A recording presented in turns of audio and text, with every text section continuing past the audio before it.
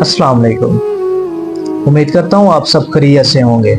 अगर आप में से कोई इस चैनल पर नया है तो प्लीज़ सब्सक्राइब लाजमी कीजिएगा।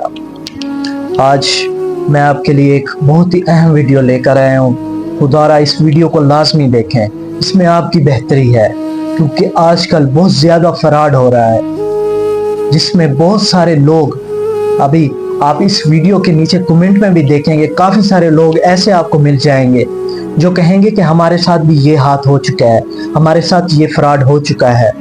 खुदारा मैं आज जो आपके लिए वीडियो बना रहा हूँ इसको लाजमी देखें ताकि आप भी बच सकें। कल परसों की बात है, एक मुझे फेसबुक पर फ्रेंड रिक्वेस्ट आती है, तो मैं मोस्टली कम ही फ्रेंड रिक्वेस्ट एक्सेप्ट करता हूँ। तो वो एक हमारे दोस्त हैं, तो उनकी रिक्वेस्ट आती है उनकी आईडी के नाम से, तो मैंने एक्सेप्ट कर ली।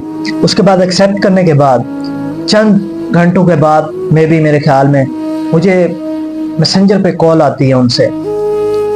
मैं अटेंड नहीं कर सका, बाहर गया हुआ था, जिसकी वजह से मैं उनकी कॉल अटेंड नहीं कर सका।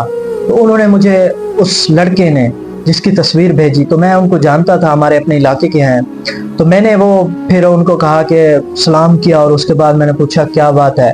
तो उन्होंने कहा यार मेरे से ना, मेरे फ़ोन से, उनके पास मेरा पहला नंबर था, तो उन्होंने कहा यार मेरे मोबाइल से ना आपका नंबर डिलीट हो गया, प्लीज़ मुझे अपना व्हाट्सअप नंबर दें। मैंने फिर उनको व्हाट्सअप नंबर दिया। उसके बाद उन्होंने व्हाट्सअप नंबर लिया, और दूसरे दिन, यानी कि मैंने शाम को उनको मैसेंजर पे उनको व्हाट्सअप नंबर दिया, तो दूसरे दिन मुझे मैसेज आ जाता है, अस्सलाम वालेकुम सर, कैसे हैं। मैंने कहा ठीक, अल्हम्दुलिल्लाह ठीक ठाक, आप सुनाएं। तो फिर उन्होंने कहा अल्हम्दुलिल्लाह हम भी ठीक है। तो मैंने उनसे पूछा आप आजकल कहाँ पे बिजी हैं। तो वो कहते हैं कि मैं यूके के अंदर हूँ। तो बेसिकली वो वैसे भी यूके के अंदर गए हुए हैं, लंदन के अंदर। तो मैंने कहा सही है। तो मुझे कहते हैं कि भाई मैं ना अगले मंथ से वापस आ रहा हूँ, तो आपको कुछ चाहिए तो बता दे, मैं आपके लिए लेके आऊँगा। मैंने कहा कि यार थैंक यू आपका, आपने पूछा, लेकिन हमें कुछ ज़रूरत नहीं, हमारे पास सब कुछ मौजूद है अल्हम्दुलिल्लाह। तो वो कहते हैं, उसके बाद उन्होंने फिर इसरार किया इसी तरह। तो फिर चंद मिनटों के बाद मुझे कहता है कि यार आपसे ना एक काम पड़ गया है। मैंने कहा बताया भाई कौन सा काम है। वो कहता है कि मैं ना अगले मंथ वापस आ रहा हूँ अपने घर, तो मैं सोच रहा था मेरे पास पैसे थे तो मैंने आपको सेंड करने हैं, आप प्लीज़ मुझे अपना आईडी कार्ड नंबर भेज दें, तो मैं आपके आईडी कार्ड के नंबर पर आपको पैसे सेंड कर देता हूँ।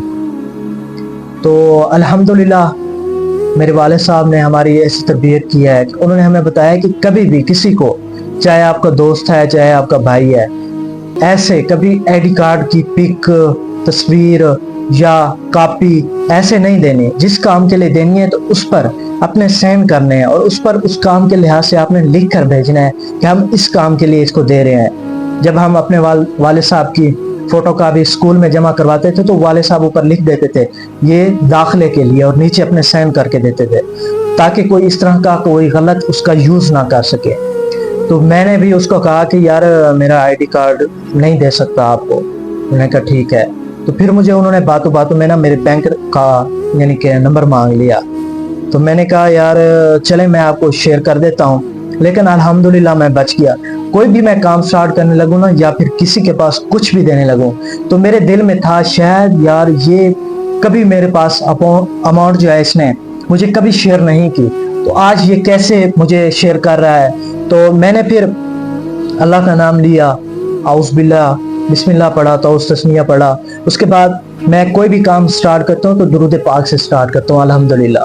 तो मैंने दुरूद पाक पढ़ के मैंने उनको शेयर कर दिया। मैंने कहा कोई मसला नहीं, अगर होगा कोई मसला तो देखा जाएगा। तो उनको जब मैं बैंक की वो नंबर शेयर करता हूँ, तो उन्होंने 10 ही यानी कि 10 मिनट के बाद मुझे वो भेज दी, फोटो कापी भेज दी इसकी बैंक रसीद की, कि आपके पास तकरीबन 10 लाख की अमाउंट आ रही है, तो ये 24 घंटे के अंदर आपके पास पहुंच जाएगी, तो मैं फिर जब घर आऊँगा आपसे रिसीव कर लूँगा। मैंने कहा ठीक है कोई मसला नहीं है। उसके बाद ये होता है कि उनका मैसेज आ जाता है अचानक, यार मेरा ना एक प्रॉब्लम हो गई है कि मेरा वीज़ा जो है ना एक्सपायर होने वाला है, तो मुझे ना 3 लाख की ज़रूरत है। तो मैंने आपको पैसे शेयर तो कर दिए हैं, लेकिन मुझे जो ट्रैवल एजेंट्स है वो मुझे तंग कर रहा है, तो बराए मेहरबानी आपको मैं उनका नंबर सेंड करता हूँ ट्रैवल एजेंसी का, तो उस नंबर पे आप रब्ता कर लें। उन्होंने नंबर भेजा, पहले तो मैं 2-3 घंटे उसको सोचता रहा, यार ये कैसा बंदा है, अभी इसने पैसे शेयर किए हैं, अभी तक आया नहीं है, तो मैं कैसे उससे बात करूं। मैंने उससे बात नहीं की। फिर मैंने असर और मगरिब की नमाज अदा की। उसके बाद मैंने कहा चलो राब्ता कर लेते हैं, खैर है, कोई मसला नहीं है। तो उनका मैसेज आ जाता है, जिनको उन्होंने नंबर दिया था ना, हाजी यूसुफ के नाम से उनका नाम था, उनका नंबर से ना मैसेज आ जाता है। कहते हैं कैसे हैं भाई, शुक्र भाई ने आपका नंबर दिया है, आपको उन्होंने अमाउंट शेयर किया है। मैंने कहा जी शेयर किया लेकिन अभी आई नहीं है। तो फिर मैंने उनसे कॉल पे बात की है। कॉल के बाद उन्होंने मुझे कहा कि आप ना शकूर भाई को कहें कि आपका वीज़ा एक्सपायर हो गया है, आज रात 12 बजे तक आपका टाइम है, आप पैसे जमा करवाएं, वरना आपका वीज़ा एक्सपायर हो जाएगा और आपको 6 माह की कैद हो जाएगी। वो जो यूके के अंदर एक लड़का है शकूर, उसका कहा उन्होंने। मैंने कहा ठीक है, मैं उनको बता देता हूँ। फिर मैंने उनको बता दिया। इससे पहले जब ये बात हुई, उससे पहले मैंने उनके कज़न से पूछा कि शकूर कहाँ होते हैं आजकल। उससे यानी कि मैंने थोड़ी बहुत बात की, तो वो भी उनके कज़न का मेरे साथ पढ़ते रहे, उनका नंबर भी था। तो मैंने उनसे पूछा यार शकूर का इस तरह को कोई है सीन? तो क्या नहीं। खैर मैंने फिर उनको बता दिया। उसके बाद वो कहता है कि यार मेरे पास तो अब पैसे नहीं है।